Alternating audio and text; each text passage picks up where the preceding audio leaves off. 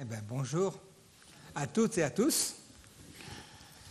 Donc, un mot pour me présenter. Je rends grâce à Dieu pour mon travail passionnant. Il va bientôt s'arrêter de certains côtés parce que je ne suis pas très loin de la retraite. Mais en tant que directeur de recherche au CEA, j'ai touché à beaucoup d'aspects de physique, de chimie, de sciences des matériaux, de géochimie, de géologie. Et je me suis régalé toute ma vie. Et puis, je continuerai encore quelques années comme professeur et j'aime le contact avec les étudiants. Donc, je rends grâce à Dieu que mon travail n'est pas une corvée, mais au contraire un vrai plaisir. Mais ma vraie spécialité, et je veux être honnête, c'est l'énergie nucléaire. Et je vais vous parler de tout, sauf de ça aujourd'hui. Donc, je vais vous parler de toutes sortes de choses, de biologie, cosmologie, paléontologie. Et en fait, je ne suis pas un spécialiste, je vais être honnête, de tous ces domaines. Mais si c'était pour faire un cours théorique, je ne parlerais que d'énergie nucléaire où je suis compétent. Mais aujourd'hui, ce n'est pas un cours théorique où le but n'est pas de vous remplir de connaissances. Le but, c'est de faire appel à votre bon sens. C'est de faire appel à votre cœur et à votre discernement. Et c'est ça que je vais essayer de susciter en vous. En fait, c'est plus un témoignage que je veux apporter d'un chercheur qui est chercheur depuis 40 ans, qui est chrétien depuis plus encore, et qui a marié les deux pendant ces longues années. Et souvent, les gens me disent « Mais comment tu peux être chercheur et chrétien, engagé? Est-ce que tu es un peu schizophrène? Tu dois oublier la Bible lundi au laboratoire pour ensuite oublier la science le dimanche à l'église. » Et heureusement, ce n'est pas comme ça, sinon il y a longtemps que j'aurais un problème. Et en fait, non, la science et la Bible ne sont pas en opposition au niveau des faits. Par contre, elle peut être en opposition au niveau des schémas d'interprétation que font les hommes. Et on a un devoir de faire la part des choses, d'être honnête. Mais ce qui est important, c'est de donner les hypothèses, de dire voilà les présupposés, voilà sur quoi je pars au départ. Et ensuite de faire la part de ce qui est les faits et des différents schémas d'interprétation. Et vous avez le droit d'avoir des schémas différents du mien, je vous respecterai et j'espère que vous me respecterez aussi, mais à condition qu'on soit honnête et qu'on n'essaye pas de dire la science a démontré que ceci, cela, si c'est un schéma parmi d'autres. Alors en fait, qu'est-ce qui relie les deux qui fait que je suis bien à l'aise autant au laboratoire qu'à la maison? C'est que dans un cas comme dans l'autre, je suis un chercheur de vérité. Le chrétien cherche la vérité avec peut-être un grand V parce qu'il sait que c'est une personne, ce n'est pas un corpus de connaissances théoriques, mais c'est la connaissance de Jésus qui est la vérité. Et le chercheur, en tout cas il devrait être un chercheur de vérité et quelqu'un qui cherche à être honnête, à explorer le plus honnêtement possible les choses. C'est que André hier soir, parce que c'est un verset qui est le CV, comme l'a dit André, du Créateur, il nous dit en effet que tu peux regarder le monde entier. Les perfections invisibles de Dieu, sa puissance éternelle et sa divinité se voient fort bien depuis la création du monde, quand on considère dans ses ouvrages, toute la création nous parle du Créateur. Alors, la Terre qui est si unique dans notre cosmos, la Terre, qu'on la regarde sous n'importe quelle couture, elle est unique. Quand tu vas regarder n'importe quelle planète, tu vas te rendre compte de l'austérité. Ça peut être magnifique de regarder des tas de choses, on peut s'éblouir devant des supernovas, mais on n'aimerait pas y être finalement parce que moi je venais en voiture, je regardais la couleur du printemps, de l'automne, ici les couleurs d'automne. On peut s'émerveiller de tout sur la Terre. Tu vas sur la Lune, dès que tu dépasses un peu, tu te rends compte qu'il y a toute une richesse, toute une vie qui n'est plus là. Alors, si tu regardes un peu plus loin, tu dépasses la Terre, tu vas regarder le Soleil, tu peux t'émerveiller, tu veux regarder des éruptions solaires, tu mettrais la Terre à côté, tu vois, c'est tout petit, et déjà tu commences à être ébloui par l'infiniment grand. Et puis, en fait, tout bouge, il n'y a rien qui est complètement statique. On a l'impression que le Soleil bouge tout doucement au-dessus de notre tête avec la journée, mais en fait, on nous dit qu'en fait, lui-même, il tourne autour d'un centre qui est à 28 000 années-lumière de son centre et qui fait 225 km par seconde.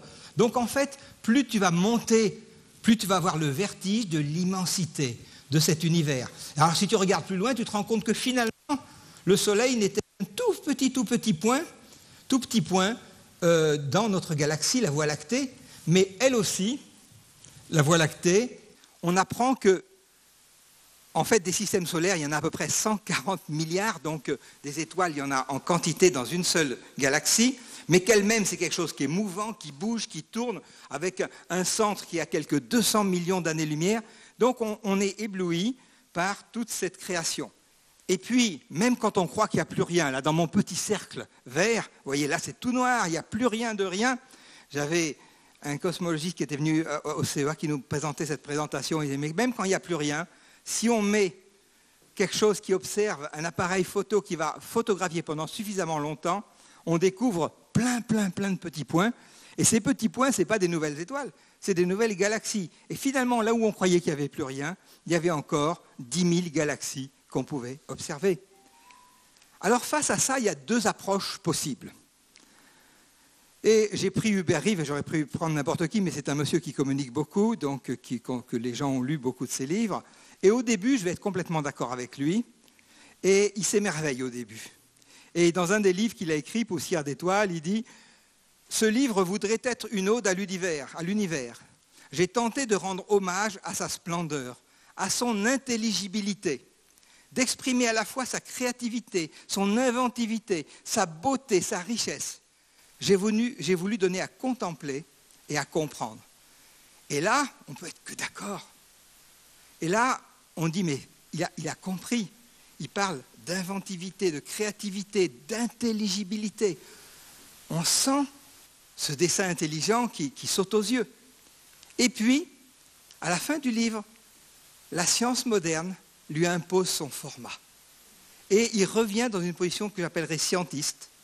Mais finalement, nous n'habitons pas le centre du monde, mais une petite planète minuscule qui tourne autour d'une étoile banale, comme il y en a des milliards d'autres dans notre galaxie, au beau milieu de milliards d'autres galaxies.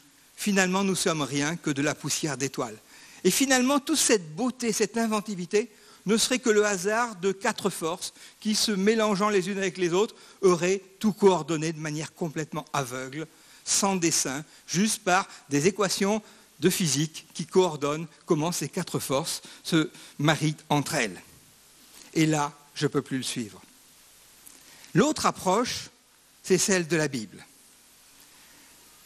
C'est Job qui dit « Dieu n'est-il pas en haut dans les cieux ?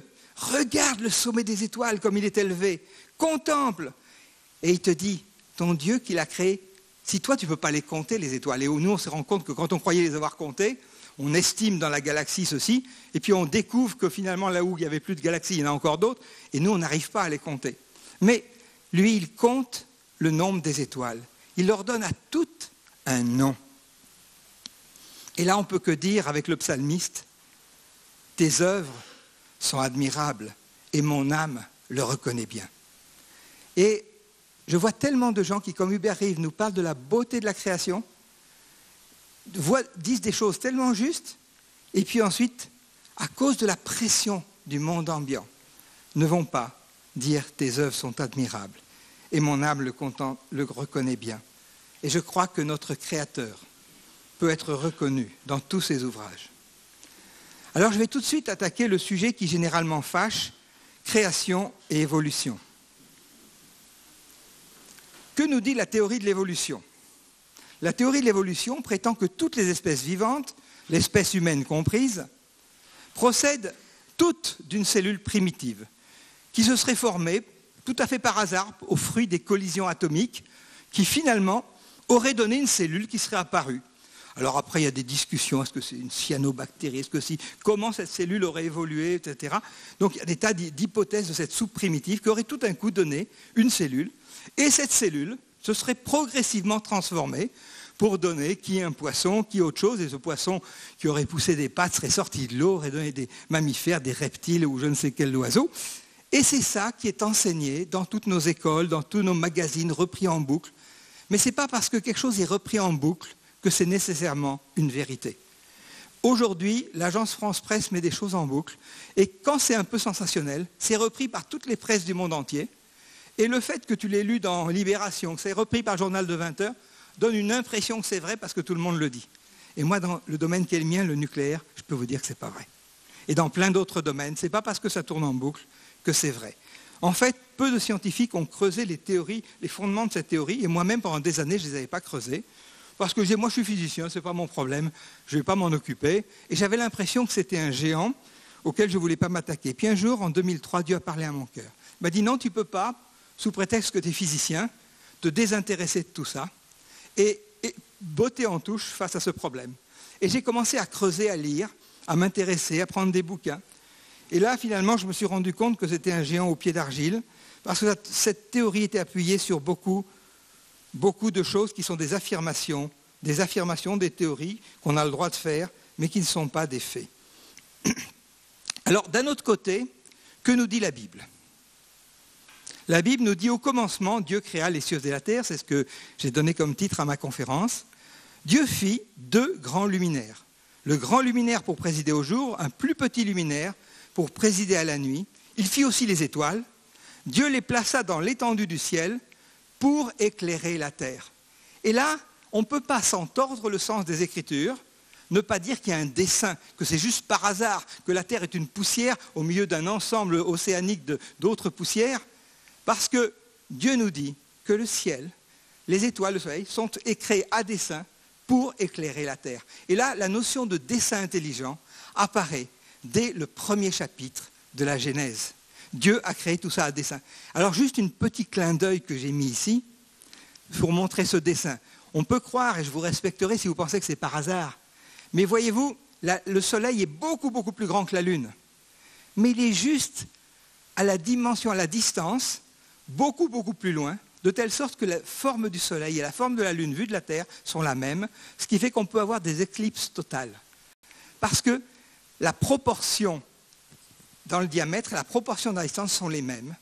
Alors on peut croire que c'est le hasard, mais on va voir qu'il y a beaucoup, beaucoup d'empilements de hasard qui font, pour moi, penser qu'il faut beaucoup de foi pour ne pas reconnaître un dessein intelligent. Foi que je n'ai pas. Alors que nous dit ensuite la Bible ? Dieu créa les grands poissons. Il ne nous dit pas, il créa une cyanobactérie, il créa je ne sais pas quoi, il créa un tout petit mollusque qui ensuite est devenu extrêmement grand à partir de... Non, il commence tout de suite en présentant les grands poissons. Alors, vous pouvez chercher des... Mais si vous commencez à éliminer des mots de la Bible, je pense que votre Bible n'y résistera pas. Parce que quand on arrache une page, toutes vont suivre, toutes vont se déliter. Et en fait, Dieu créa les grands poissons. Et donc là, dans la théorie de l'évolution, les grands poissons viennent après longtemps. Au début, pendant des millions d'années, ça serait tout petit, puis finalement les mammifères arriveraient très longtemps. Mais il créa des grands poissons, il créa toutes sortes d'espèces. Alors, je ne veux pas faire un débat sur espèces, je laisserai plutôt André en parler, qui est plus spécialiste que moi. Mais la Bible dit toutes sortes, selon sa sorte, toutes sortes de poissons, toutes sortes d'oiseaux. Et puis à chacun, il donne un ordre de multiplier, d'occuper l'espace. Donc déjà, ça, au départ, il y en a beaucoup parce qu'il parle que ça foisonne. Qu'il y en a un foisonnement. Et en plus, il donne l'ordre que ça se diversifie, que ça se multiplie. Puis, il dit la même chose pour le bétail, pour tous les animaux, que ce soit des équidés, que ce soit des canins, que ce soit toutes sortes de sortes, il en crée du bétail. Il crée des reptiles, suivant leur sorte aussi. Donc, il n'y a pas un reptile, mais il y a plusieurs sortes de reptiles, plusieurs. Et puis, une création spéciale. Faisons l'homme à notre image. Il n'a pas dit, faisons les gros poissons à notre image, mais l'homme à notre image. Parce que Dieu est esprit, on va en reparler. Il nous a mis un esprit en nous, il nous a créés spécialement. Mais là aussi, il nous a donné en même temps un corps, disant soyez féconds, multipliez, quelque part, développez une diversité. Et on va voir que par la génomique, on en a parlé, combien cette diversité peut exploser grâce à la multiplication. Et Dieu donne autorité à l'homme, ce n'est pas une espèce parmi les autres, pour quelque part, être celui qui va être le gérant de cet univers, de ces oiseaux, de ces animaux. Donc, c'est à nous de bien gérer ce que Dieu nous a confié.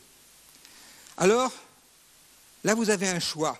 Je ne sais pas pour vous quelle est l'image de Dieu. Si vous avez Dieu à votre image, ou si vous pensez que vous êtes à l'image de Dieu, est-ce que vous pensez que Dieu ressemble à une cyanobactérie, à un petit guenon, je ne sais pas, ou à quelques dessins qu'ont fait les hommes qui n'existent pas, qu'on appelle des hominidés? Ou si vous voyez plus l'image de Dieu dans un blanc, un noir, un jaune, un rire d'enfant. Moi, à chaque fois que je vous regarde, je vois la gloire de Dieu dans les hommes. Je vois quelque chose que je ne vois dans aucun animal. Que je ne vois, même si je peux m'émerveiller des étoiles et des arbres, je peux m'émerveiller de toute la création. Il y a cette image de Dieu qui a été mise dans l'homme, qui est une création spéciale. Alors, théorie de l'évolution, un fait ou une croyance, c'est un paradigme, c'est un système de pensée qui est aujourd'hui partagé par la majorité des scientifiques, qui est repris par tous les journaux d'opinion, qui tourne en boucle, mais qui ne nous donne jamais les fondamentaux sur lesquels il s'appuie, qui est le naturalisme, qui est le fait que tout n'existe que si c'est mesurable, que si c'est matériel. Et ce paradigme impose deux croyances. La première, la croyance en la génération spontanée de la vie à partir d'atomes et de molécules inertes. Cette chose-là, c'est une croyance parce qu'on ne l'a jamais reproduit au laboratoire, on ne l'a jamais observé, il faut y croire. De plus en plus de scientifiques n'y croient pas. Et puis, la deuxième croyance, c'est la création de nouvelles espèces par une succession de mutations aléatoires qui seraient juste au hasard, sélectionnées par la sélection naturelle pour passer qui de bactéries en poissons, en oiseaux, en mammifères, chose que là encore, on n'a jamais observée. On n'a jamais vu une bactérie devenir un poisson, ni un poisson devenir un mammifère. En fait, depuis 150 ans, les tentatives ont été multiples. Les soupes cosmiques, ce qu'on appelle soupes primordiales, ont été essayées. Miller a réussi une expérience qui était fantastique parce qu'il a créé quelques molécules et il a mis toutes sortes d'éléments chimiques, de la température, de la pression, de l'électricité pour faire de l'énergie avec des flashs électriques. Et il a fait effectivement quelques acides aminés. Mais André pourra vous dire plus dans le détail, et on en parlera un petit peu, combien une cellule vivante, c'est plus qu'un acide aminé. Quelle organisation extraordinaire. Et combien d'avoir créé quelques molécules, quelques acides aminés, ne correspond pas à avoir créé la vie. En fait, toutes les tentatives pour générer la vie à partir de la matière inerte ont échoué. Et toutes les tentatives pour créer de nouvelles espèces à partir d'une espèce ont aussi échoué. Alors on a beaucoup travaillé par des irradiations pour accélérer les mutations. On a travaillé beaucoup sur des drosophiles parce que c'est des espèces qui se reproduisent très vite, donc on peut avoir 60-80 générations très rapidement.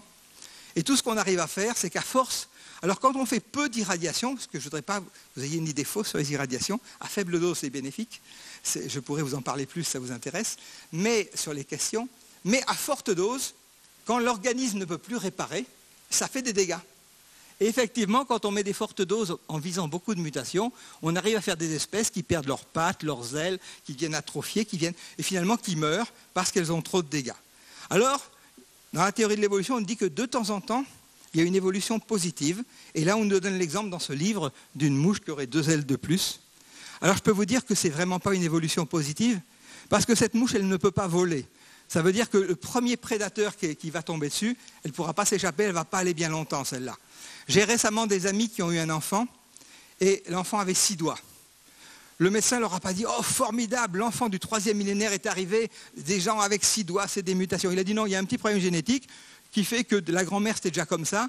Ben, on va enlever, on va couper. » Il a été opéré la semaine dernière, on a enlevé, et finalement, tout est rentré dans l'ordre. Mais c'est pas d'avoir un 6e doigt n'est pas une mutation positive. Alors, je rejoindrai le professeur Roberto Mattei qui a écrit cela en 2009. Le problème de la théorie de Darwin est qu'elle est moins qu'une hypothèse. Il s'agit d'une simple affirmation qui échappe à la méthode scientifique. En fait, un philosophe des sciences qui est accepté par la plupart des scientifiques, c'est Karl Popper, et il disait pour qu'une théorie puisse avoir le label de théorie scientifique, il faut qu'elle soit falsifiable. Alors dans son jargon en français courant, ça voudrait dire qu'il faut qu'on puisse les mettre à l'épreuve des faits et pouvoir la vérifier. Si je fais une théorie de ce qui s'est passé avant le Big Bang, mais que strictement je dis dans ma théorie tout a été effacé au moment du Big Bang, c'est de la philosophie, c'est de la métaphysique, mais ce n'est plus une théorie vérifiable. Donc ça sort du domaine de la science, de la théorie scientifique. L'évolutionnisme affirme que certaines espèces sont apparues sur Terre par l'effet du hasard et que des espèces déterminées descendent d'autres espèces. Ces affirmations qui n'ont pu être ni vérifiées dans la nature, ni expérimentées en laboratoire, sortent donc du domaine de la science. Donc, si vous avez cette croyance, je vous respecte, mais je ne la partage pas. Alors, comme de plus en plus de scientifiques qui ont fait plein de soupes cosmiques et ont échoué, ils renoncent, ils bottent en touche. Donc maintenant, ce qui est à la mode, c'est de dire la vie est venue par ce qu'on appelle l'exobiologie, par d'autres planètes. Donc, ça reporte le problème plus loin. C'est-à-dire que si ça ne marche pas chez nous, c'est que ça a marché ailleurs et puis ça nous a été envoyé. Donc, ils bottent en touche en disant ça vient de l'extérieur. En fait, énormément de scientifiques de renom aujourd'hui contestent, et dans le temps, depuis Darwin, ont contesté l'évolution. Ce sont des ornithologues qui nous disent, mais la probabilité qu'un oiseau comme le pivert puisse avoir la précision parfaite pour creuser le bois au bon endroit, elle est complètement nulle, que ce soit par hasard. Que ce soit les paléontologistes, comme ce monsieur Rob, curateur du musée Phil à Chicago, qui est un très grand paléontologiste, qui dit, mais nulle part on ne trouve trace de transition évolutionnaire dans les fossiles. Darwin avait dit, oui, on n'a pas beaucoup de fossiles, donc ma théorie, on ne peut pas la vérifier, mais dans le futur, on va en découvrir plein. Jusque-là, il avait raison, on a découvert des quantités et des quantités. Mais dans ces fossiles, eh bien, on n'a pas trouvé toutes les espèces intermédiaires entre le poisson et les mammifères, entre l'homme et... Tout ça, chaque fois, on nous a sorti, oui, on a trouvé enfin une espèce, et puis quand on a creusé un peu plus, on s'est rendu compte que le colacanthe était un poisson comme les autres, que la côte épique, c'était un oiseau comme les autres, et finalement, on n'a jamais aucune trace de transition évolutionnaire. Au contraire, on a ce qu'on appelle l'explosion cambrienne, c'est-à-dire tous les fossiles apparaissent parfaitement constitués, à peu près tous à une même époque. Donc je vais passer sur ça, j'en ai dit un mot. Mais oui, non, je vais quand même dire un mot sur ça, parce qu'il y a des choses que les scientifiques reconnaissent et qui ont écrit que pendant tout un temps, on avait présenté ce poisson un peu bizarre comme l'espèce transitoire entre le poisson et le mammifère, parce qu'il y avait des pattes qui lui poussaient derrière, soi-disant, et c'était le début d'il allait commencer à marcher sur la Terre. Et à partir de ce fossile qu'on avait trouvé qui est à gauche. Et puis, il y a déjà un certain nombre de décennies, cette espèce qu'on croyait éteinte depuis 60 millions d'années, eh bien on en a trouvé un, tout à fait vivant. Pourquoi on n'en avait pas trouvé avant? C'est un poisson qui vit à grande profondeur, là où même la lumière n'arrive plus. Donc il est un peu spécial, parce qu'il vit dans un environnement un peu spécial. Effectivement, il a des nageoires un peu spéciales, il n'a quasiment pas d'yeux. Donc, et pendant longtemps, ça a été présenté comme l'espèce transitoire. Et puis les scientifiques ont dit non, finalement on vient d'en pêcher un, donc on sait que c'est toujours le même, il n'a pas changé pendant 60 millions d'années, donc ce n'est pas l'espèce transitoire qu'on croyait. Alors, les scientifiques se sont dégagés de cette erreur, mais tous les livres de science laissent cette erreur pendant des décennies. Vous trouvez encore plein de magazines, plein de films qui reprennent que le colacanthe est un exemple de l'espèce dont le poisson il pousse des pattes et qui est en train de sortir de l'eau. Et les scientifiques se dégagent, disent, mais non, non, nous on sait bien que ce n'est pas vrai. Oui, d'accord, mais tu ne corriges pas tous les livres qui le disent. Et dans toutes sortes de domaines, on a vu, là on vient de voir la paléontologie, mais un professeur de biologie moléculaire à l'université du Massachusetts qui s'appelle Lynn Magulis, dans ses nombreux speeches, demande toujours à ses confrères de lui citer une seule nouvelle espèce qui soit formée par l'accumulation de mutations. Depuis des décennies, son défi tient toujours, personne n'a pu le relever. En fait, on nous construit des arbres appelés phylogénétiques, c'est-à-dire à partir de cette fameuse bactérie unique, voilà comment tout s'est formé, voilà comment toute la vie est apparue. C'est quelque chose qui est en permanence en évolution, parce qu'on fait un arbre qui est principalement issu de nos théories et de notre imagination, et puis la science démontre que ça ne marche pas. Moi, on m'a fait des arbres quand j'étais enfant, et on m'a appris le premier schéma, l'homme descend du singe. À mes enfants, on a appris autre chose, ils ont une quarantaine d'années pour les plus aînés. Mes petits-enfants aujourd'hui ont autre chose, et certainement, ces arbres sont en permanente évolution, parce que dès qu'on fait une hypothèse, au bout d'un certain temps, la science montre que ça ne marche pas. Donc pendant longtemps, on a dit l'homme descend du singe, puis après on a dit non, finalement, on voit que l'homme est antérieur au singe, donc ça ne marche pas, donc on fait une nouvelle branche, on rebondit sans cesse, mais on ne veut pas sortir de ce dogme qui imposerait un créateur et dont on ne veut pas. Et c'est pour ça que ce journal Philosophie avait écrit « Le singe descend de l'homme » pour un petit peu faire de l'humour sur le fait que pendant des années, on avait dit que l'homme descendait du chimpanzé, et finalement que la science moderne nous montre que l'homme est antérieur, donc finalement, il avait sorti sa page de garde avec « Le singe descend de l'homme ». Là, je cite Yves Coppens, qui est un farouche défenseur de l'évolution, mais quand on lit ses livres jusqu'au bout, à la fin, entre les lignes, on peut quand même y voir, je dirais, des éléments, intéressants à mon sens. Et qu'est-ce qu'il dit dans ses livres? La paléontologie, de par la nature fragmentaire de son information. Alors qu'est-ce que ça veut dire? Ça veut dire que c'est très très rare que tu vas trouver un squelette complet d'une espèce parfaitement datée, etc. Ce que tu vas trouver, c'est un petit os de quelque chose, puis un autre un peu plus loin. Et à partir de ce que tu crois, à partir de ce que tu dates, de ce que tu estimes, de la couche dans laquelle tu l'as trouvé, Tu vas dire donc ça, a priori, ça date de temps, donc ça doit venir comme ça, et tu vas essayer de faire une reconstitution. Ce que tu as dans la plupart des musées qui sont bien reconstitués sont à 90% du plâtre, des reconstitutions.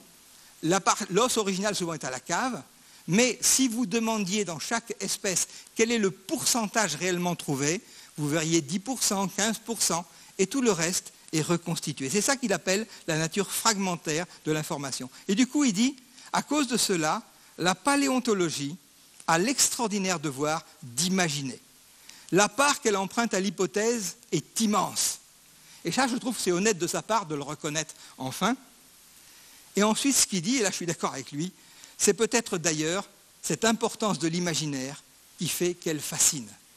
Mais quand on enseigne à nos enfants cela, on ne leur dit pas l'importance de l'imaginaire qui a présidé à tous ces schémas qu'on doit apprendre par cœur si on va voir son examen.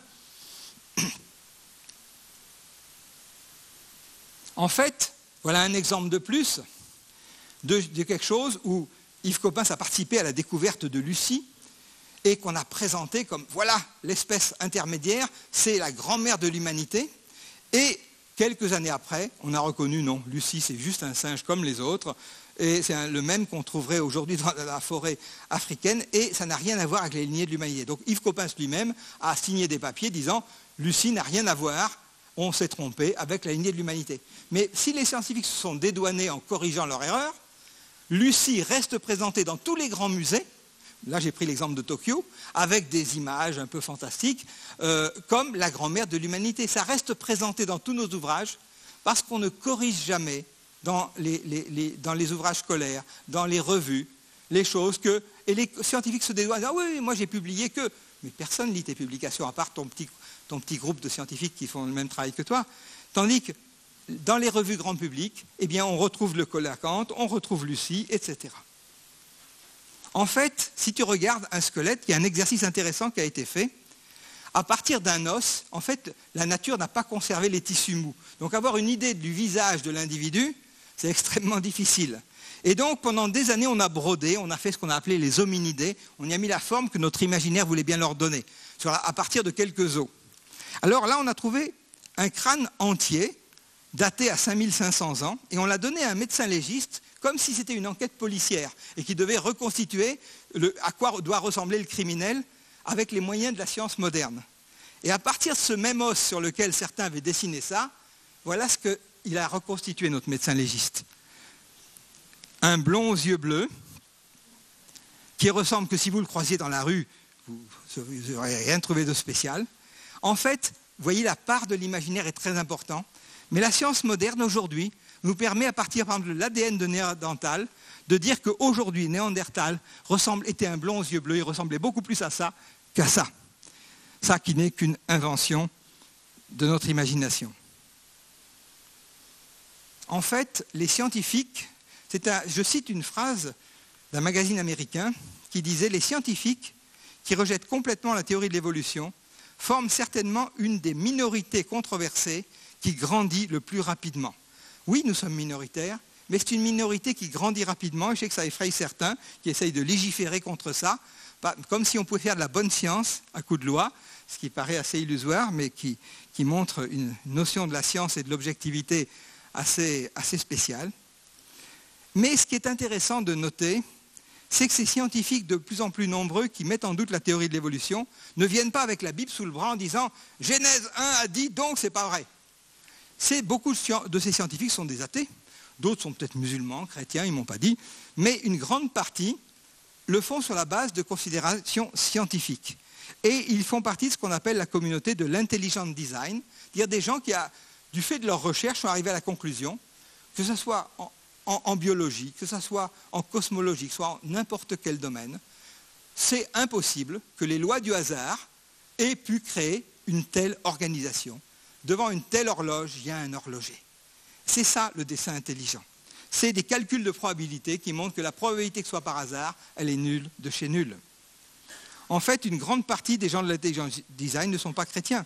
Ils sont vraiment des gens qui, suite à leurs observations, disent « ce n'est pas possible que le hasard et des mutations aléatoires et une sélection naturelle aient créé tout cela ». Alors, certains vont dire « oui, mais ça doit être des fondamentalistes américains. C'est généralement ce qu'on m'objecte. Alors moi, je ne sais pas trop ce que c'est parce que je me sens ni fondamentaliste ni américain. Mais quand je lis la liste des scientifiques qui ont signé cette phrase toute simple, vous tapez sur Internet « Scientific Descent from Darwinism » et vous allez trouver tout de suite cette phrase. Nous sommes sceptiques au fait de proclamer que des mutations aléatoires couplées à la sélection naturelle puissent rendre compte de la diversité, de la complexité de la vie. Nous demandons que la théorie darwinienne soit réexaminée. Et qui a signé ça? Je ne pense pas que ce soit que des fondamentalistes américains, parce que quand je vois Académie des sciences de Pologne, Académie des sciences de Russie, Académie des sciences de Tchéquie, Académie des sciences du Brésil, Académie des sciences de Hongrie, bon, je ne vais pas vous faire la liste des centaines et centaines de noms qu'on signait, vous voyez une diversité d'origines, de gens qui ne se connaissent pas et qui arrivent à la même conclusion. Nous sommes une minorité grandissante. En fait, les outils extraordinaires de la vie moderne, de la science moderne, sont de plus en plus en train de mettre à mal le mythe du hasard. Le premier, c'est la complexité irréductible de la vie. André, hier soir, en a un peu parlé, et je vous recommande ce DVD qui est en vente au fond, qui s'appelle « Déchiffrer les mystères de la vie ». Et je le trouve remarquable. C'est des gens, je les trouve particulièrement crédibles, parce que c'était tous des évolutionnistes, c'était tous des biologistes, qui avaient publié des ouvrages sur l'évolution, qui avaient fait un travail remarquable. Et puis qui, à un moment, parce que la science a progressé, a dit non. Là, la complexité qu'on découvre de la cellule, et il parle dans ce livre du petit flagelle bactérien, ce petit moteur de hors-bord dont André nous disait qu'on en a des milliards de milliards qui tournent à toute allure, plus vite qu'une Porsche, dans notre estomac pour la digestion. Et ce petit, rien que ce flagelle bactérien, il est un organisme d'une complexité, d'une richesse, d'une originalité. Il ne peut pas s'être construit par étapes. Parce que s'il avait fait d'abord la première pièce, puis la deuxième, puis par une mutation successive la troisième, eh bien ça aurait mis un certain temps, et même un temps certain. Et la cellule qui manque une seule de ses fonctions meurt, est éliminée par l'organisme. C'est comme ma voiture, vous pouvez lui enlever une roue, ou lui enlever une durite, ou lui enlever un câble électrique, la voiture ne fonctionne plus. Et je ne roulerai pas jusqu'à ce qu'on ait remis la pièce. Mais si une voiture qui ne fonctionne pas, c'était comme dans mon corps, elle serait éliminée rapidement et envoyée à la fourrière et mise à la casse, eh bien, elle ne pourrait pas se construire par une pièce, puis très longtemps après une autre, puis très longtemps. Et c'est cette complexité irréductible qui a conduit ces biologistes courageux, puisqu'ils avaient écrit des livres qui se vendaient bien sur l'évolution, à dire il faut qu'on remette en cause notre théorie. Et c'est eux qui ont été au démarrage de cette communauté qu'on appelle le dessin intelligent. Si on regarde une seule protéine, et j'ai entendu pas mal de conférences, il y en a un qui parlait d'une protéine de l'œil, c'était André Ménez, qui est décédé maintenant, qui était au muséum à l'époque, et il nous parlait, je ne sais pas pourquoi il l'avait étudié, je crois qu'il y en a plus de 4000 pour que l'œil fonctionne bien de protéines, et il avait étudié une. Et il disait, mais rien que pour faire cette protéine de l'œil, il y a 20 acides aminés qui peuvent se combiner, 10 à la puissance 130 combinaisons. Vous n'avez aucune chance, même si vous imaginez que le monde dure 15 milliards d'années, plus que ça si vous voulez, et que vous fassiez des milliards d'opérations chaque seconde, vous n'avez aucune chance que par hasard, vous ayez la bonne combinaison. Et il nous disait que même si, par le plus total des hasards, vous aviez la bonne combinaison, votre protéine n'allait pas marcher. Parce que votre protéine, c'était comme un paquet de nouilles bien cuites que vous lâchez sur la table, et que non seulement il fallait le bon agencement des lettres dont nous a parlé André, mais en plus il fallait la bonne forme. Et qu'aujourd'hui, on avait beaucoup de mal à comprendre le rôle de ces formes. Parce qu'autant dans les cristaux, c'est organisé de manière symétrique avec les rayons X, on peut faire ce qu'on appelle la cristallographie et comprendre les formes, autant dans le vivant, on a des formes amorphes, des formes et qui défient parfois notre entendement. Donc cette complexité irréductible, aujourd'hui, paraît complètement incompatible avec une progression qui aurait permis d'atteindre cette machine complexe. Ensuite, on va regarder les conditions extraordinaires qui permettent la vie sur Terre, le Big Bang. Alors on va faire, après avoir fait un peu de paléontologie, on va faire un peu de cosmologie. Alors le modèle actuel qui est utilisé, c'est dit le modèle standard, ça part du principe du Big Bang. Alors au départ, ce Big Bang, c'était une blague d'un journaliste de la BBC, parce que c'était un prêtre qui était parti de cette réflexion, puis qui avait observé que le monde, le cosmos s'étendait, qu'il y avait une expansion de l'univers, et disant, puisqu'il s'étend continuellement, eh bien, au début, il devait être bien plus petit, bien plus petit, bien plus petit, et à un moment donné, eh bien, il était réduit à un point, et cette singularité. Et pour se foutre de lui, parce qu'il disait, oh ça c'est un prêtre, et il s'appelait Georges Lemaître, il doit vouloir faire fuiter la science et la Bible. Donc il se foutait de lui. Et pour se moquer de lui, il a dit, et alors tu veux nous faire croire qu'il y a une sorte de Big Bang? Et l'expression est restée. Et les physiciens qui s'étaient moqués de lui, aujourd'hui se sont rangés à ce type de modèle, qui est le modèle standard d'un univers en expansion, qui serait parti d'une singularité où toute l'énergie, tout serait quasiment en un point.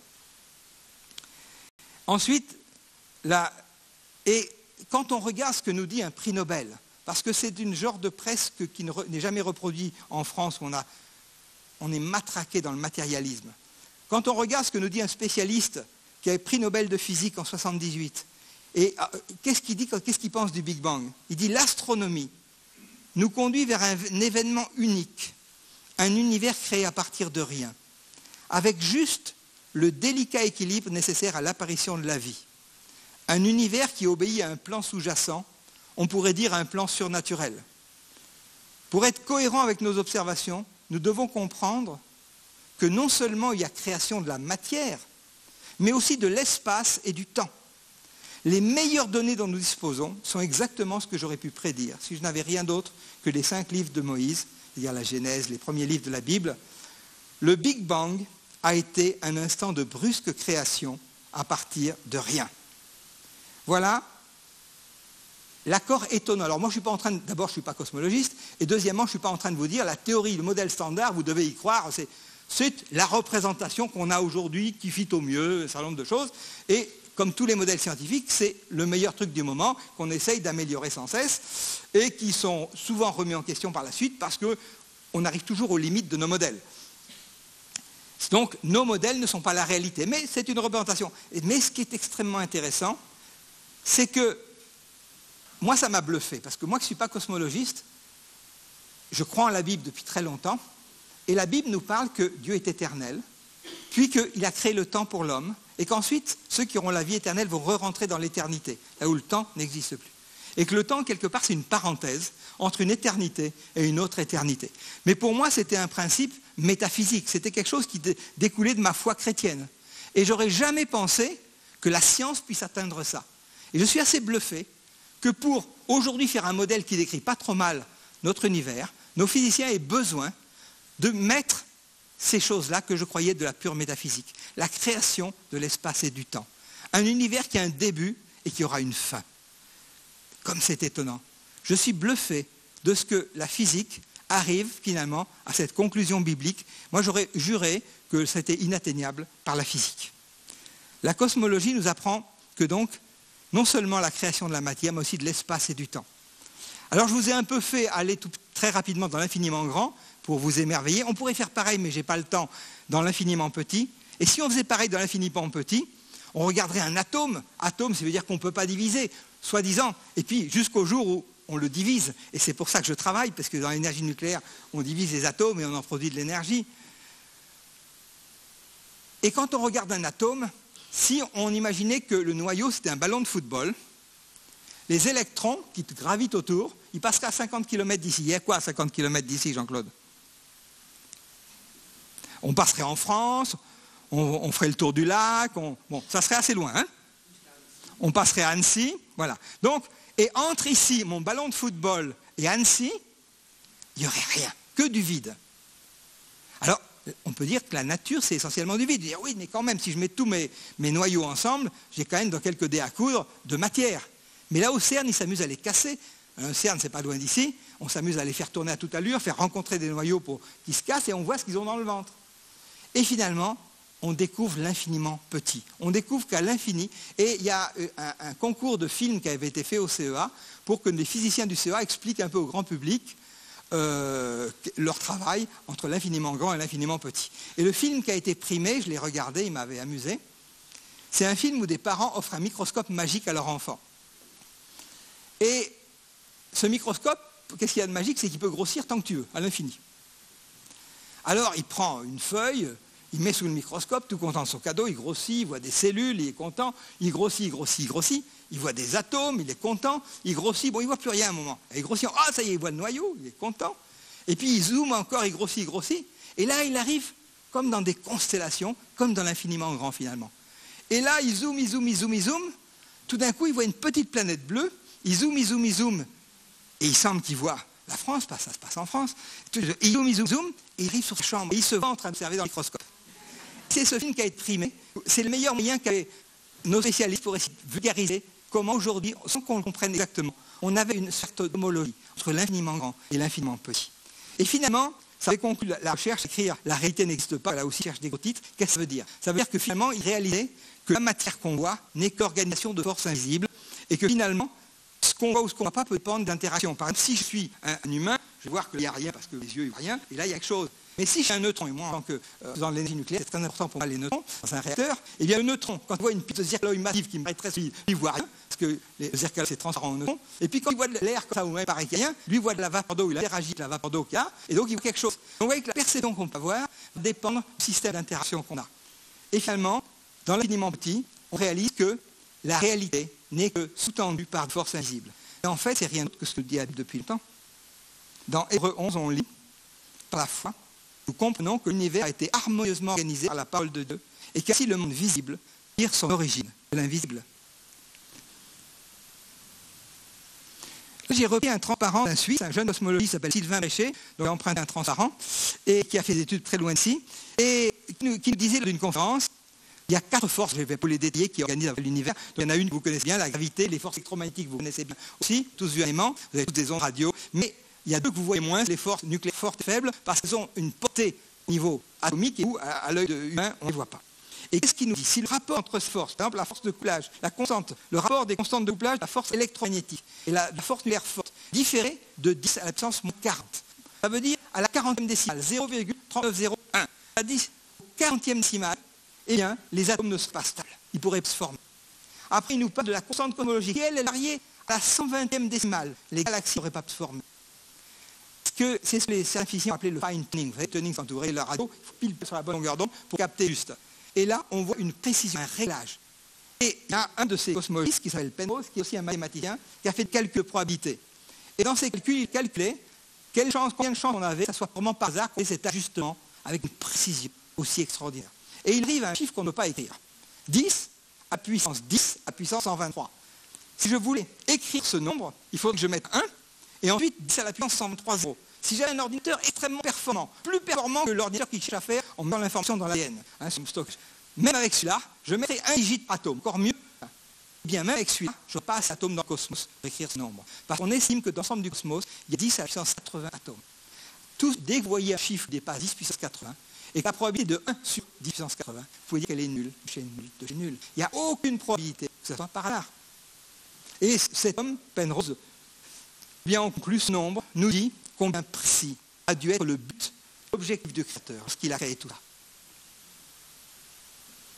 Alors si on regarde la Terre, qui est cette poussière dont Hubert dit que c'est tout à par hasard, une parmi les autres, un soleil banal parmi les autres, une Terre banale, alors qu'il s'est émerveillé dans tout le début du bouquin, eh bien, on va regarder tout ce qui a l'air de peu banal, au contraire. Déjà, sa position dans le système, notre galaxie.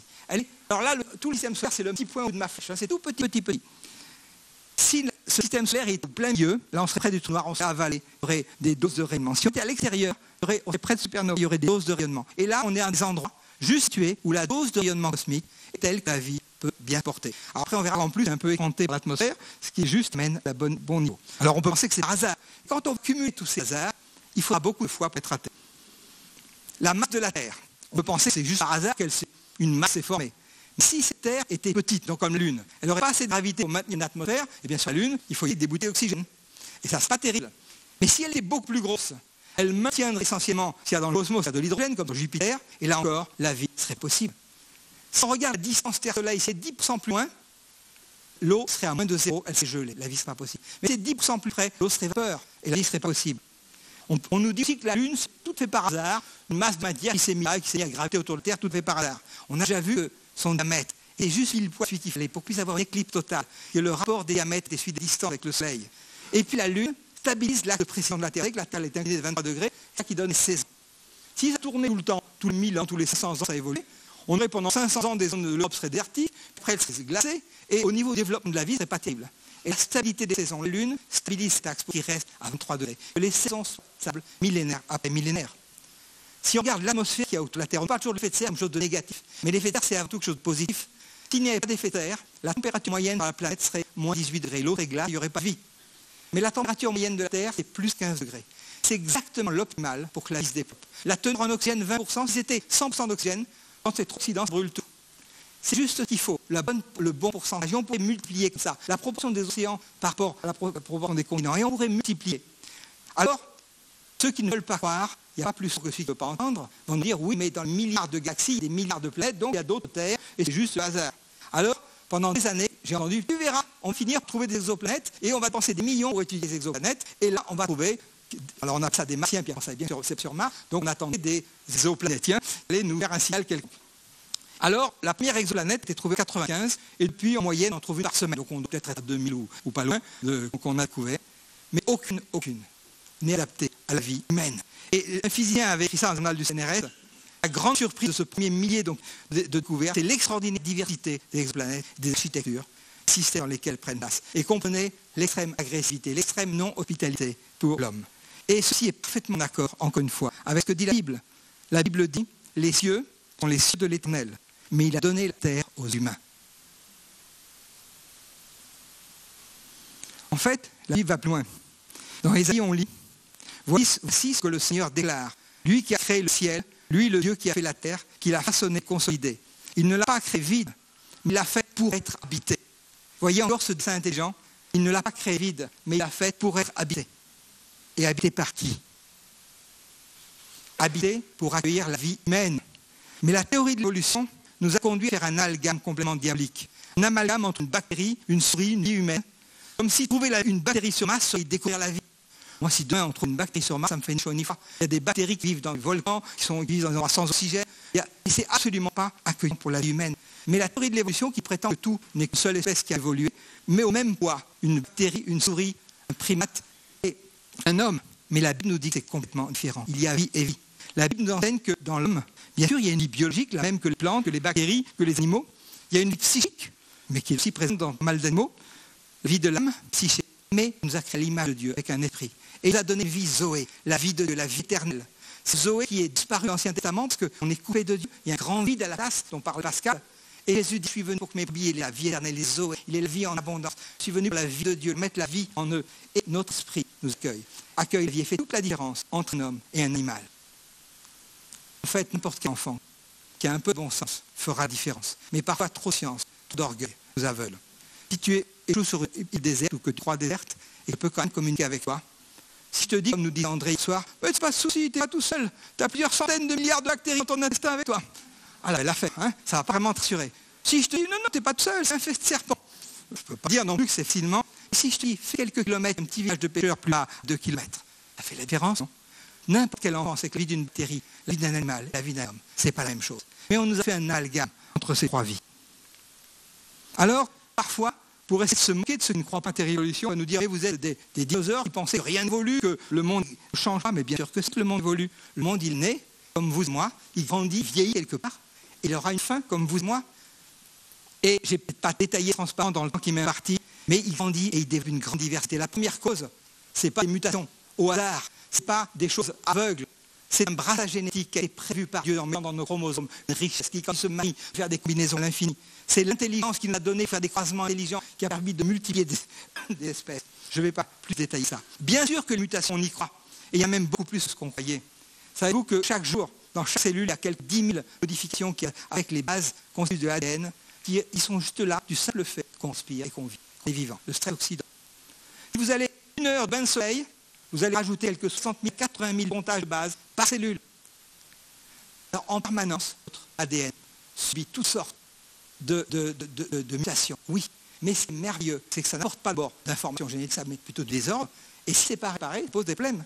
Mais ce qui est merveilleux, c'est la capacité de notre organisme à le réparer sans cesse. Avec un taux de succès de 10 à la puissance 18. Il n'y a aucune usine qui arrive à faire un taux d'erreur, à faire un loupé qu'une fois tous les milliards de milliards.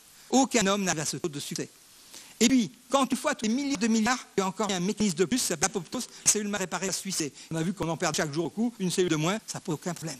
Donc, on voit un mécanisme qui a donné une souplesse pour refaire et refaire sans cesse un organisme vivant qui va être capable de réparer et maintenir l'information génétique d'une manière merveilleuse.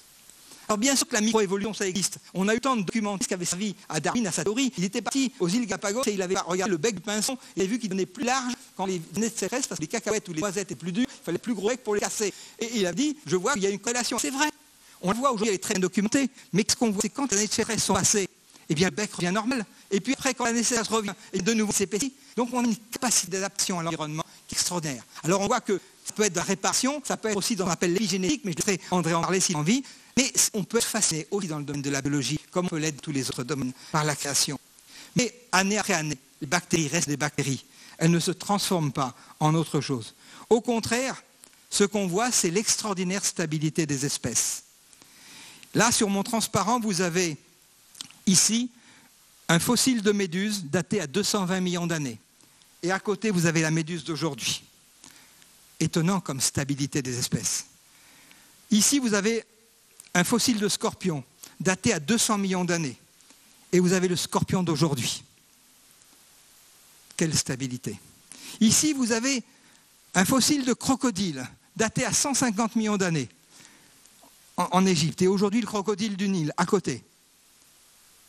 Aucune évolution. Et vous pourriez faire pareil avec l'antilope, avec le lapin ou avec la fougère. Ça, c'est une fougère datée à 300 millions d'années dans le fossile en haut. Et là, la fougère d'aujourd'hui. Quelle stabilité. Non seulement on voit une stabilité des espèces, mais on voit même une stabilité des modes de vie lorsqu'on ne le touche pas, lorsque l'homme n'y touche pas. Parce que dans l'ambre, on peut figer la vie et la garder très longtemps parce qu'une coulée d'ambre est venue emprisonner. Là, vous avez une scène de prédation où plusieurs sortes de fourmis sont en train d'attaquer et de bouffer une termite. Et ce qui est étonnant, c'est que cette scène de prédation a été saisie dans le vif par une coulée d'ambre. Et aujourd'hui, on a exactement les mêmes scènes, avec les mêmes fourmis qui attaquent les termites avec la même stratégie d'attaque. Donc non seulement on peut voir la forme, mais même le mode de fonctionnement qui opérait, alors c'est daté à 10 millions d'années, c'est cette pièce d'ambre, qui opérait à 10 millions d'années, exactement comme ça opère aujourd'hui. L'ADN. Alors je ne suis pas un spécialiste, mais je me fascine de tout ce que je lis de mes amis biologistes. Et on a vu hier combien notre Dieu a pu mettre une capacité d'information extraordinaire dans une tête d'épingle. Et on nous a parlé des similitudes avec le chimpanzé. On nous a dit c'est la preuve que l'homme descend du chimpanzé, c'est que dans son ADN, 98,8% est identique avec celui de l'homme. Mais ce qu'on ne nous a pas dit, c'est qu'il était à 99% identique à celui de la souris. Alors pourquoi on a choisi le chimpanzé plutôt la souris? Parce que dans notre fresque évolutive, si on avait mis la souris, ça aurait fait un peu tache. Donc, on a préféré choisir entre les deux le chimpanzé. Mais scientifiquement, il n'y avait pas plus de raison de mettre l'une que l'autre. En fait, les comparaisons dont on nous a abreuvés, j'ai appris récemment qu'elles n'étaient pas basées sur l'ensemble de l'ADN, mais sur ce qu'on appelle la partie codante, la partie qui permet de faire les différentes protéines, qui codent pour telle ou telle protéine. Et en fait, ça ne représente que 3% de l'ADN. Oui, moi on s'en fiche, le reste, 97%, c'est l'ADN poubelle. C'est le déchet de l'évolution qui ne sert à rien. Et puis après qu'on ait affirmé ça pendant des années, on s'est rendu compte qu'il n'y avait pas d'ADN poubelle, que tout était utile, que tout servait dans l'ADN. Et du coup, si on veut être honnête, maintenant qu'on a vu qu'il n'y avait plus d'ADN poubelle, mais que tout était utile, eh bien, il faut comparer sur la totalité. Et là, qu'est-ce qu'on voit? Si on prend la totalité, la ressemblance avec l'homme n'est plus que de 70% pour le chimpanzé, mais elle est à 60% identique avec la banane, à 75% avec le ver de terre, ce qui ne veut pas dire qu'on descend ni du chimpanzé, ni de la banane, ni du ver de terre, mais ce qui veut dire que Dieu s'est servi des mêmes briques, de la même organisation, pour faire tout le vivant. Si je vous mets des tableaux de Van Gogh, partout, des petits, des grands, des moyens, de deux choses l'une, soit vous êtes un expert, et au premier coup d'œil, vous dites c'est du Van Gogh, aucun doute, soit vous êtes comme moi nul en peinture, et vous êtes un bon scientifique, vous analysez les pigments, vous datez, et vous arrivez à la conclusion, c'est le même auteur, les mêmes pigments, même origine, même coup de crayon, même ceci, même cela. Donc dans un cas comme dans l'autre, vous arrivez à la conclusion qu'il y a un auteur unique. Mais à aucun moment vous allez dire, oui alors, donc le petit c'est le fils du moyen, qui est le grand et le père, ou dans l'autre sens, le petit a donné ça, qui a évolué pour faire le grand. Non, ça vous saute aux yeux, il y a un créateur unique, je reconnais sa griffe, c'est du Van Gogh. Et moi qui suis un chrétien, Je dis, ça saute aux yeux. Autant je n'étais pas expert en peinture, autant je pense que dans la parole de Dieu, j'aime m'y baigner, je l'aime. Et au premier coup d'œil, je dis, c'est mon papa, c'est mon Dieu qui a créé ça. Aucun homme ne peut faire une pareille merveille. Alors pourquoi je prends du temps? Je pourrais aller à la piscine, me balader dans les belles montagnes suisses. Pourquoi je prends du temps à venir vous parler de tout ça? Est-ce que c'est important? Moi, je ne suis pas là pour défendre un militantisme quelconque, qu'il soit créationniste ou autre chose. Mais je suis là pour essayer de parler la vérité. Parce que je suis convaincu que ce qu'on croit impacte toute notre société. En fait, dans la théorie de l'évolution, ce qui pose problème, ce n'est pas du tout l'évolution. On croit tous que le monde évolue. Mais si tout n'est que le fruit du hasard, des collisions, des forces qui n'ont pas d'âme, alors pourquoi ne pas améliorer un peu la vie par l'avortement, l'euthanasie, l'eugénisme? Si la vie n'a pas de sens, l'homme n'a pas de valeur, il ne vaut pas plus qu'un ver de terre. Et c'est ça qui pose un problème réel aux chrétiens, que tout opère par hasard, sans but et sans sens. Et Darwin était homogène avec lui-même. Et si vous aviez lu ses ouvrages, peu d'évolutionnistes les ont lus, vous auriez peut-être sauté en l'air en lisant certaines de ses déclarations. Dans un de ses livres, La descendance de l'homme et la sélection sexuelle, voilà ce que nous déclarait Darwin. Avec les sauvages, les corps ou les esprits malades sont rapidement éliminés. Par contre, les hommes civilisés construisent des asiles pour les imbéciles, les handicapés et les malades, et nos médecins exercent le meilleur de leur talent pour sauver la vie de chacun d'eux jusqu'au dernier moment, permettant ainsi aux membres faibles de nos sociétés civilisées de se propager. Il n'y a personne parmi ceux qui ont travaillé à la reproduction des animaux domestiques qui doutera que cela ne soit hautement préjudiciable à la race humaine. Si tu penses que tout est sans but, sans sens, traite l'homme comme tu traites les plantes. Quand moi j'ai un arbre qui ne va pas, je le coupe, un coup de tronçonneuse, j'en mets un autre. Je n'ai pas de problème d'euthanasie, d'eugénisme avec mes arbres. Et même si mon chien est trop malade, je l'ai fait piquer. Si c'est mon fils, je l'assiste jusqu'au dernier jour. La richesse du chrétien, de la foi chrétienne, c'est au contraire la protection du faible, du petit, du pauvre. C'est tout le cœur de Dieu qui se manifeste. C'est une opposition directe et frontale. Alors vous allez me dire, oui, mais Darwin c'est vieux. Oui, mais Jacques Attali, c'est si vieux que ça? Il conseille tous les présidents français depuis maintenant 20 ans. Et il conseille encore l'actuel, il a conseillé la droite, la gauche. Et dans un de ses livres, en 2005, il écrivait, alors je ne sais pas s'il l'écrirait encore aujourd'hui, parce qu'à l'époque, il avait moins de 60 ans, maintenant il l'a plus. Mais qu'est-ce qu'il écrivait? Dès qu'on dépasse 60-65 ans, l'homme vit plus longtemps qu'il ne produit, et il coûte alors cher à la société. En effet, du point de vue de la société, il est bien préférable que la machine humaine s'arrête brutalement, plutôt qu'elle ne se détériore progressivement. La logique socialiste, c'est la liberté, et la liberté fondamentale, c'est le suicide. En conséquence de quoi, le droit au suicide, direct ou indirect, est donc une valeur absolue de ce type de société. Donc, si tu es plus productif, suicide-toi. Tu ne sers plus rien. C'est l'opposé du cœur de Dieu qui dit jusqu'à ta vieillesse, tu porteras du fruit, je serai avec toi. Parfois, on est un peu appâté par l'UNESCO, WWF. Qui n'aimerait pas avoir ce joli petit panda derrière sa voiture, hein? C'est tellement mignon. Mais si vous lisiez les textes fondateurs de l'UNESCO, les textes fondateurs WWF, vous verriez combien cette théorie évolutionniste les a imprégnés d'une manière extrêmement délétère. Voilà ce que nous disait Julian Huxley, fondateur de l'UNESCO, et premier directeur de l'UNESCO et fondateur de WWF. Une fois pleinement saisi les conséquences qu'implique la biologie évolutionnelle, l'eugénique deviendra inévitablement une partie intégrante de la religion de l'avenir, ou de complexe de sentiments, quel qu'il soit, qui pourra dans l'avenir prendre la place de la religion organisée. Voyez la finalité? Remplacée par une religion humaniste où on va façonner l'homme comme on a envie, et où l'animal a la même valeur que l'homme. C'est pour ça que le prince Philippe d'Angleterre, président actuel du WWF, ou à l'époque en tout cas où il était président, a écrit dans un de ses interviews, « Si j'étais réincarné, je souhaiterais renaître sur Terre sous forme d'un virus mortel, afin de faire baisser le niveau de la population mondiale. » Et aujourd'hui, il y a toute une philosophie dite de la décroissance, qui dit on est 7 milliards, il faut passer à 1 milliard. Maintenant, même certains disent 500 millions. Et donc, leur objectif, c'est d'éliminer les hommes. Parce que l'homme serait le prédateur pour la sauterelle ou le papillon, je ne sais pas quoi, ou je ne sais quelle espèce. Et du coup, c'est l'homme qu'il faut éliminer. Non, l'origine de la vie n'est pas accessible à la science. Nous ne savons pas ce qui a déclenché le Big Bang. Nous ne savons même pas ce qui déclenche un accouchement. Mais si, c'est l'hormone machin. Oui, mais qu'est-ce qui déclenche l'hormone machin? Oh oui, mais c'est la protéine Bible. Mais qu'est-ce qui déclenche la protéine? Tu sais comment on va de A à B. Mais l'origine, elle est dans le cœur de Dieu.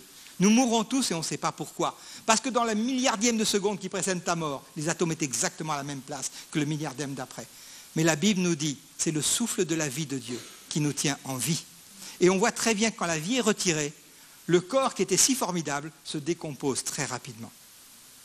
En fait, l'origine de la vie n'est pas accessible à la science.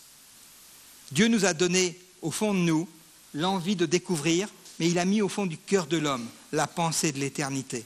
Mais l'origine de l'homme n'est pas accessible à la science. Alors les scientifiques sans cesse nous disent « Donnez-moi des millions et je vais vous faire l'origine de la science. Donnez-moi encore un nouvel appareil au CERN, je vais aller encore plus loin et je vais vous trouver l'origine de la vie. » Comme si le boson de Higgs allait nous découvrir l'origine de la vie. Ou alors donnez-moi encore plus et je vais vous trouver les exoplanètes et l'origine de la vie. Comme si, en bottant en touche que la vie serait partie sur une autre planète, on allait améliorer le système. C'est pour ça que, dans une revue du CNRS, je disais l'autre jour, le Big Bang n'est pas l'origine, on est d'accord. La quête pour l'origine de l'univers se fait de proche en proche, en améliorant avec le temps nos connaissances théoriques et la sensibilité de nos instruments, télescopes, accélérateurs. Quelle illusion! Aujourd'hui, on a une physique qui commence au temps appelé temps de Planck, 10 puissance moins 43 secondes, c'est-à-dire milliardième de secondes. Si demain un super physicien fait une nouvelle physique et qu'on a le temps de Planck bis, il aura peut-être le prix Nobel, on va peut-être dire, allez, supposons qu'allez, 10 milliards, vous voulez combien? On fait 10 milliards fois mieux et on va à 10 puissance moins 53, la belle affaire. Qu'est-ce que ça va changer dans l'origine? Rien. Rien. Parce que celui qui nous donne l'origine, qui nous révèle le pourquoi de notre existence, c'est Dieu. La science ne peut pas y avoir accès. En fait, Pasteur avait déjà dit il y a bien longtemps, un peu de science éloigne de Dieu, beaucoup de science y ramène. S'il y a un siècle, la Bible et la science pouvaient paraître contradictoires, les grandes découvertes scientifiques du XXe et du XXIe siècle nous rapprochent toutes de la pensée biblique, bien plus qu'elles ne nous en éloignent. Oui, le monde a une naissance, il a eu une croissance, il continue, il aura une fin. Oui, le monde évolue car nous avons un Dieu vivant qui a créé un monde qui a du sens, qui va vers un but. Par contre, il y a des théories qui extrapolent à l'infini des mesures qu'on a fait sur moins de 100 ans. Et on a une vision humaine. Et moi, je ne conteste pas qu'on fasse des modèles, mais combien on a besoin de modestie quand on voit de notre lucarne et qu'on va extrapoler sur 13 milliards d'années des choses qu'on a mesurées, on ne savait même pas que ça existait il y a moins de 100 ans. Il faut garder une grande humilité. Déjà, Niels Bohr, qui était prix Nobel de physique il y a un siècle, nous disait « La science ne décrit pas l'univers tel qu'il est, mais comme l'homme le ressent. » Quelle est la perception? C'est rien d'autre que ce que dira Paul aux Corinthiens, quand il dit « Notre science, d'ailleurs, est bien limitée. Nous ne connaissons que quelques fragments de la vérité, et même nos prédications les plus inspirées n'en reflètent qu'une petite partie. » Et c'est pour ça que je renverrai parfois dos à dos certains créationnistes, certains évolutionnistes, en disant que ni intellectuellement, ni scientifiquement, ni spirituellement, on ne peut tout appréhender. Job disait au terme d'épreuves de sa propre vie, « J'ai parlé sans comprendre de choses trop merveilleuses pour moi. Toi, instruis-moi. » Pour celui qui veut bien le voir, toute la création parle du Créateur, l'infiniment grand, l'infiniment petit. Si j'ai un peu de temps, j'ai quelques images que je peux vous montrer là-dessus pour nous émerveiller. La merveille de l'ADN, une protéine, tous les paramètres de la Terre exactement adaptés à la vie humaine. Mais c'est l'orgueil de l'homme qui rend son écoute endurcie. Oui, comme on l'a dit au début, les perfections invisibles de Dieu, tout se voit quand on le considère dans ses ouvrages, mais ne suffit pas à nous le faire connaître. La science nous amène au bord, elle nous amène à un dessein intelligent. Il y a un créateur, l'horloge a un horloger, mais elle ne t'en dit pas plus, la science. Maintenant, si tu veux le connaître, tu peux très bien dire, je crois au dessein intelligent, il y a un horloger. Voltaire l'avait dit, d'autres l'ont dit. Einstein croyait à un grand horloger, mais sa vie montre qu'il n'a jamais rencontré Jésus-Christ. Voltaire non plus. Beaucoup sont restés en disant, il y a un grand horloger. Tu peux dire ça, ça ne va pas changer ta vie. C'est honnête, mais ça ne suffit pas. Maintenant, si tu veux le connaître, eh bien, ce n'est plus la science qui va t'aider à le connaître. Si tu as envie que la science t'amène à dire, il y a un grand horloger. Et si tu as envie de le rencontrer, c'est le témoignage. Le témoignage de Jésus-Christ, des apôtres, qui montre que historiquement, il était venu, il est vraiment ressuscité. Le témoignage des chrétiens qui vivent aujourd'hui des expériences. Le témoignage du Saint-Esprit dans ton cœur, qui peut venir attester si tu lui demandes et révéler la parole de Dieu. Mais ce n'est plus la science qui va te le faire connaître. La science t'amène juste, il y a un grand horloger, il y a un créateur génial, il y a un créateur puissant, il y a un créateur qui nous émerveille. Mais il ne suffit pas à nous le faire connaître. Dieu a dit, vous me chercherez et vous me trouverez si vous me cherchez de tout votre cœur. C'est ça le point. Mais c'est l'orgueil de l'homme qui fait souvent obstacle. Et Jésus disait dans l'évangile de Jean, comment pouvez-vous croire, vous qui tirez votre gloire les uns des autres et qui ne cherchez point la gloire qui vient de Dieu seul. Et moi, cette phrase m'impacte parce que, en scientifique un peu connu, eh ben, c'est souvent ce qu'on a fait. Moi, je t'invite, docteur Vernas, venez présider telle session, faites la conférence introductive, et moi, je te renvoie à l'ascenseur dans telle autre conférence, et les honneurs des hommes. Et après, on est pris dans un système où il faut se conformer au siècle présent. Mais pour moi, l'honneur de Dieu est plus important que ma gloriole. Mais souvent, c'est l'orgueil de l'homme qui fait obstacle et qui empêche qu'on cherche le cœur de Dieu. Alors je vais conclure. Ça laissera peut-être quelques minutes. Oui, Dieu a créé le monde et nous l'a donné en partage. Il nous a donné des sens et une intelligence pour l'explorer. Et à travers sa création, révéler qu'il y a un créateur, pour nous donner envie de le connaître. Puis il nous a donné sa parole, la Bible, et un cœur pour le connaître par la foi. Il nous a donné Jésus-Christ pour que la séparation entre Dieu et nous soit comblée et qu'on puisse le rencontrer de manière personnelle. Pas une connaissance lointaine, mais un Père qui se révèle et qui va t'appeler son Fils. Les faits scientifiques et la parole de Dieu ne s'opposent pas, mais se complètent, car ils viennent d'une source unique. La Bible ne pose aucun problème aux scientifiques chrétiens. Ce sont les théories des hommes qui s'opposent à la parole de Dieu, car en fait l'homme rebelle s'oppose à Dieu dans sa nature. Et pour finir, je vous offre quelques titres d'ouvrages que j'ai beaucoup aimés.